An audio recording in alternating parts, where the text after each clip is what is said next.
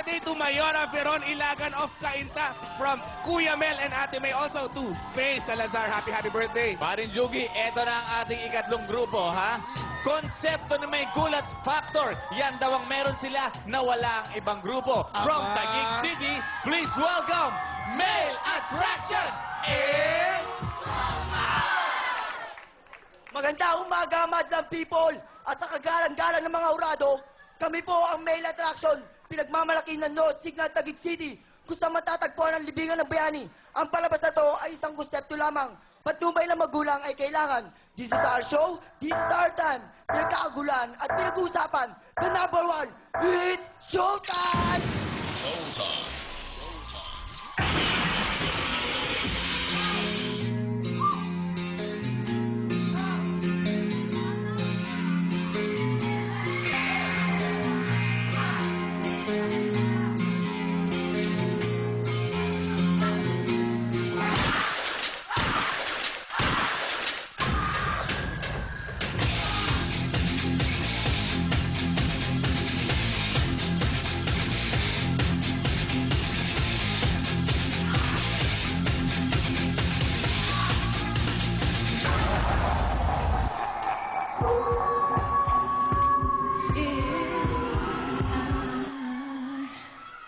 Should stay, I would only be in your way. And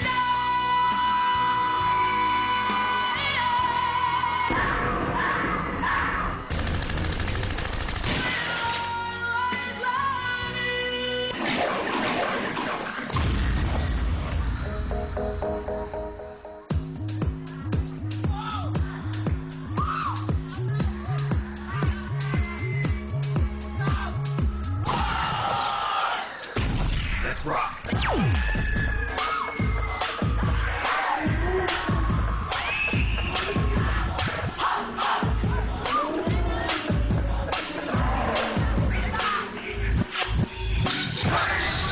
You think that was cool? Get out of your mind! Get out of your mind! Get out of your mind! Get out of your mind! Get out of your mind! Get out of your mind! You think that was cool?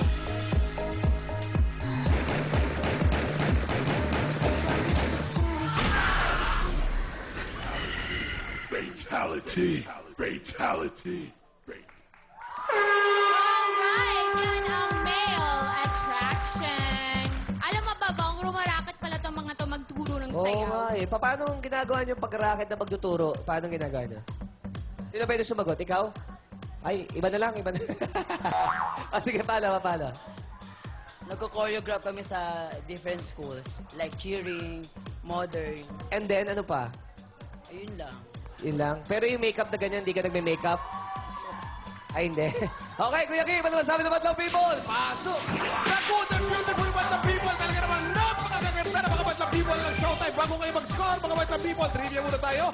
Gumamit ng speaker ang ating mga kalahok. Ang pinakaunang speaker na inimbento ni Joseph Philip Reyes noong 1861. Ngunit ang speaker noong unang panahon ay para speaker ng telepono. Inimbento naman ni Alexander Graham Bell. Hindi para sa musika. Okay, Madlang People, ready na ba kayo dyan? Ready na? Score mo! Show mo! Taas natin mga score, Madlang People. Ang tunay na kapangyarihan ay nasa Madlang People. Humarap naman tayo ng lalaki ngayon. Nakakadalawang babaeng Madlang People na tayo. Talagang ang gaganda talaga ng mga tao rito. Si Showtime, halika. Dito ka, halika. Ikaw naman, halika. Hoy, ang dami. May cheering squad. Bigyan natin naman sikapong palakpakan yung kapamilya niyo. Okay, palakpak. Okay. Ayan. Ang score na binigay mo ay 9. Bakit 9? 9 dahil perfect naman yung sayaw nila at saka yung facial expression. Pero hindi naman lahat ng pagkakataon yung move nila is okay. Pero the rest is nice. Okay, so very technical ang paghimay mo ng performance nila. Performer ka ba? Magaling ka ba sumayaw at kumanta? Pwede. Pwede? Okay. Isayaw mo at ikanta mo yung sinabi mo. Teka, Madlang People, bigyan natin ng masigabong palakpakan. Song and dance. Okay, sample naman ng Madlang People. 5, 6, 7, 8. I need you, boo. I gotta see you, boo. And your heart's all over the world tonight. Send your hearts all over the world tonight. I need you, boo. I see you, boo. And your hearts all over the world tonight. Send your hearts all over the world tonight. Pwede, makinig ka talaga. Okay, panalo ka. Back to you, Bakian. Thank you sa iyo, Kuya Kim. Eto na ang tinig ng mga hurado, Mr. April Boy. Ano pangalan nila? Male Attraction. Male attraction, oh. Nakaka-attract talaga kayo. Sa matindi ang dating nyo, astig talaga. Magaling. Kaya ito score ko sa inyo. Thank you po. Ito naman, Miss Donita Rose. Bago ang lahat, nagpapasalamat ako sa Christian Dior Eyewear, Chastine of the Sensuals of Tony and Guy, Tough Jeans, California Nails Galleria, hi guys, Vicky Bello, and My Diet Buddy for my sexy buddy. Okay. Now, male attraction, masasabi ko, tamang-tama yung pangalan yun sa inyo kasi punong-puno ng adrenaline itong performance nyo. It's great. It has a...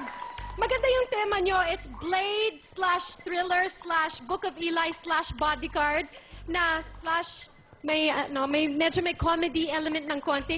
Nagpapatawa ka talaga dito sa dance number na to or nakakatawa talaga yung itsura mo? Nakakatawa rin. Nakakatawa rin. Oo, hindi ko alam kung anong mararamdaman ko kasi natakot ako pero natatawa din ako. Para na rin akong baliw.